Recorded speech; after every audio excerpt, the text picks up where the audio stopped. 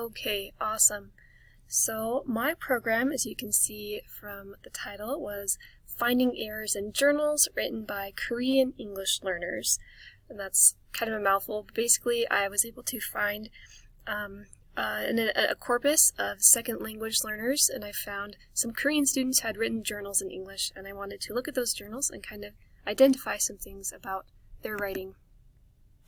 And the reason that I wanted to focus on that is because my hope in the future is to have a career in TESOL. And if you are not aware of what that is, TESOL stands for Teaching English to Students of Other Languages. I actually had the opportunity to be a teacher in an English school in Provo this semester doing an internship. And so I kind of got some firsthand experience in a writing class that I taught about the errors that students make and how nice it would be to have something to help me out with that. Because sometimes you have a class of students and you want to know how everybody is doing overall. And so I wanted to create a program that would help me identify common errors. And particularly, I wanted to focus on spelling, because that's something that a lot of English learners struggle with. English is a very difficult language to spell. So I wanted to look at that. I also wanted to look at questions with modals, and particularly just kind of an example for that. A lot of students will say things like this: you can code in Python, and of course we know that that's not right in English. We need to switch these two words, the modal and the subject here, to say, can you code in Python? And a lot of students struggle with that.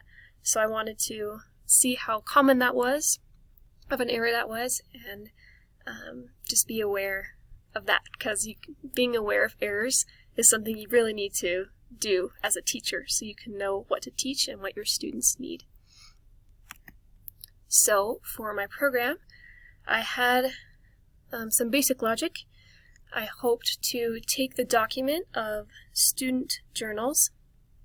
It was actually all in one document, a really long one. I wanted to parse it into sentences, split that into words, and afterwards search for spelling errors. After I did that, I wanted to tag the words using the NLTK function so I could find the modals and the subjects, which I searched as nouns or personal pronouns. And then after I found all of those results, output it to a file that I could read and look at to kind of see where these students were at. And so kind of to go a little more in depth into the code that I used, this is the first part of parsing, splitting the words. You can see that there's a lot that went into this. I had to take out a weird URL at the beginning. I had to take out some random tabs and digits.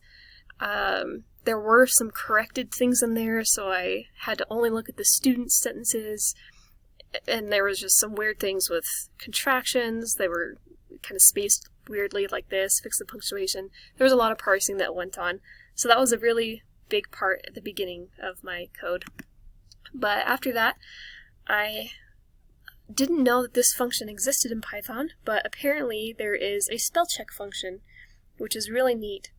And I believe it's called spell check. I'll have to double check on that, import spell check, but it's a really cool thing.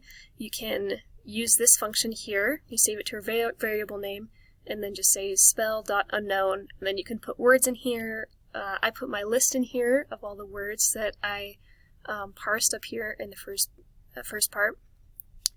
And then if a word was misspelled, I added it to a list called misspelled words. And if it was, and then to correct the word, I added it to another list called misspelled words correct.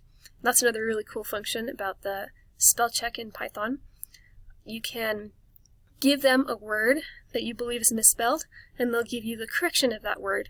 You can also ask them to give you a list of candidates that may be the correct word. So there's a lot of really cool things that you can do with that spell check function, but I just wanted to look at the correct words so I could easily see what students were trying to say.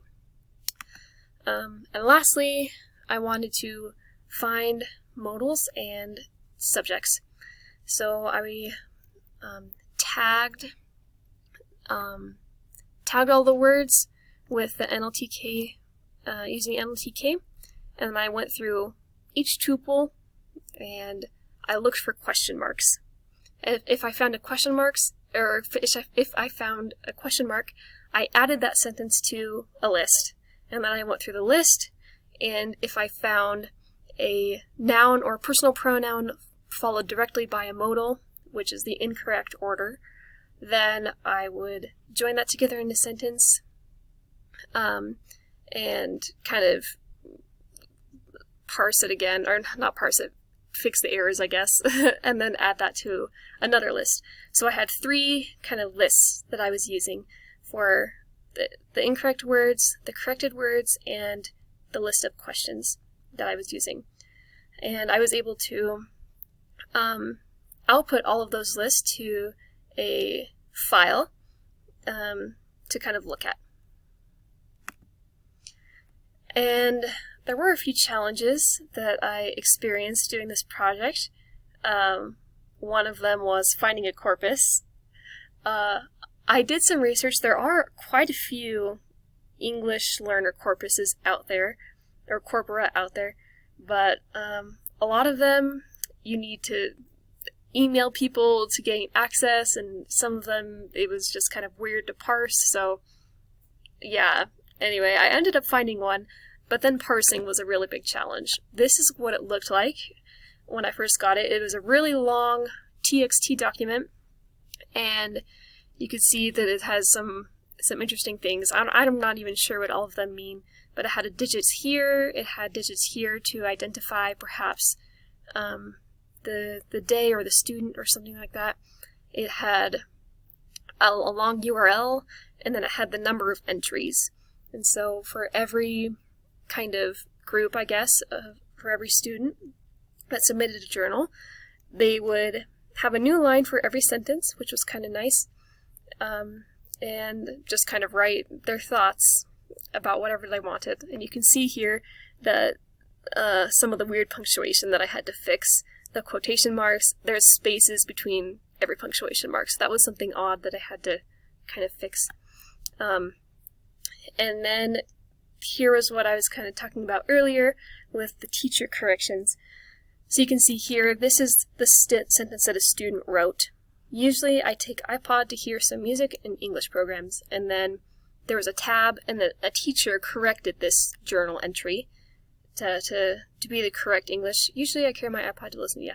So that was very common throughout this whole thing, so I was able to just take the first part before the tab so I could look at the students and not with the teacher input. This was kind of the result of my program. I had 3 columns, so I had the misspelled word, the correct word, and then the questions that were wrong. And so you can see here there are some students tried to write things, and the program gave them gave me a possible correction for what they were trying to say. And then they also had some incorrect questions. Of course, this program wasn't perfect. You could see that this question up here, it could be worded a little bit better, but there is not a problem with the modal verb. So the program did pick up a few questions that weren't exactly what I was looking for, but that's okay.